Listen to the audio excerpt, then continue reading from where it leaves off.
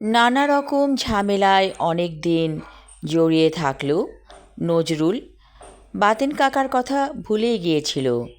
হঠাৎ একদিন মনে পড়ল সেই বৃদ্ধের কথা। আর দেরি না করে ছুটির দিনে বেরিয়ে পড়ল বাতেন বাতেন কাকার সাথে দেখা করার জন্য। চায়ের দোকানে গিয়ে খোঁজ করলো বাতেন কাকার। একজন লোক বলল, উনি বেশ কয়েকদিন যাবৎ দোকানে আসে না চা খেতে, চলেন আপনাকে নিয়ে যাই ওনার বাসায়। সেই লোকটির সাথে নজরুল চলে এলো বাতেন কাকার বাসায়। দরজায় টোকা দিতেই আলু থালু বেশে দরজা খুলে দিল বাতেন কাকা। এ কি চেহারা হয়েছে ওনার! এই কয়দিনে মানুষের এত পরিবর্তন হতে পারে, মনে মনে ভাবে নজরুল। লোকটি বলল, কাকা, উনি আপনার সাথে দেখা করতে এসেছে, কথা বলেন। বাতেন কাকা বলল, এসো, তুমি ভেতরে এসো, আমি মনে মনে তোমাকেই খুঁজছি।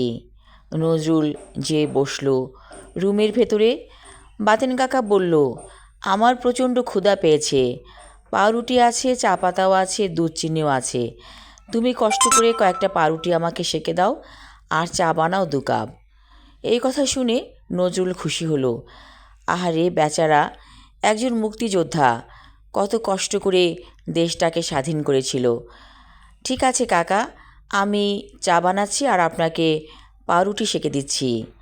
দেখো, ওখানে ডিমও আছে, একটা ডিম ভাজি করে দাও, বলল বাতেন কাকা। নজরুলের কাজ করার অভ্যেস আছে, কারণ সে একা মেসে থাকে এবং অনেক কাজ সে ঘরে টুকটাক রান্নাবান্নার কাজ করতে পারে। চা তৈরি হবার পরে সব খাবার নিয়ে নজরুল চলে এলো রুমে। একটা পাটি বিছানো হয়েছে, সেখানে বসলো বাতেন কাকা আর নজরুল। দুজনে আপন মনে খাচ্ছে। বাতেন কাকা বলল, আমার গায়ে হালকা জ্বর এসেছে, ওই যে ওষুধের কৌটা, ওখান থেকে একটা আমাকে বড়িয়ে দিও খাবার পরে। নজরুলের খুব ভালো লাগছে, কি আন্তরিকভাবে বাতেন কাকা কথা বলছে। এমন সময় বাতেন কাকা বলল, শোনো, তোমাকে দিয়ে যে আমি কাজ করাচ্ছি তা কেন জানো? যেহেতু তুমি আমাকে কাকা ডেকেছ, সম্পর্কে তুমি আমার ভাতিজা, এই আবদারই তোমাকে আমি এত কিছু করাচ্ছি। নজরুল বলল, ছি ছি, কী বলেন! আপনি আমাদের দেশের জন্য যুদ্ধ করেছেন, দেশ স্বাধীন করেছেন। আমার কাছে, দেশের কাছে আপনার অবশ্যই চাওয়া পাওয়া আছে। বাতেন কাকা বলল, আমি তো পালিয়ে এসেছিলাম, যুদ্ধ করতে পারিনি শেষ পর্যন্ত। মাকে দেখতে এসেছিলাম, মা আমাকে যেতে দেয়নি। নজরুল বলল, সেটাই হলো বড় কথা, মা তো সবচেয়ে বড়, মায়ের উপরে কে আছে? বাতেন কাকা বলল, দেশ বড়, মায়ের চেয়েও বড়।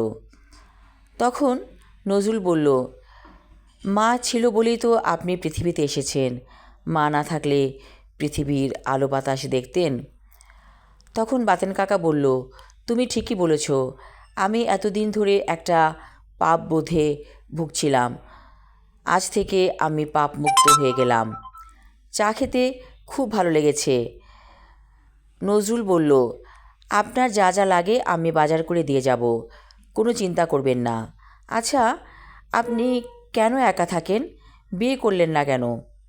বাতেন কাকা বলল, সেই কথা তোমাকে আর কি বলবো, সবার কপালে সব কিছু সয় না, আমারও সয়নি। হয়তো আল্লাহ তাআলা এভাবেই আমার জীবনের খাতা লিখেছিলেন, যার কারণে আমি এখনও একা আছি। নজরুল বলল, আপনি না বলেছিলেন আপনি আপনার জীবনের কথা বলবেন? বাতেন কাকা বলল, অবশ্যই বলবো, আজ না আরেক দিন। আমার শরীরে একটু শক্তি আসুক, তারপর আমি সব কথা তোমাকে খুলে বলবো। আমি আমার লেখা ছোট গল্প বিজয় পর্ব 2 পড়লাম। পরবর্তী অংশ থাকবে আগামী পর্বে। ধন্যবাদ।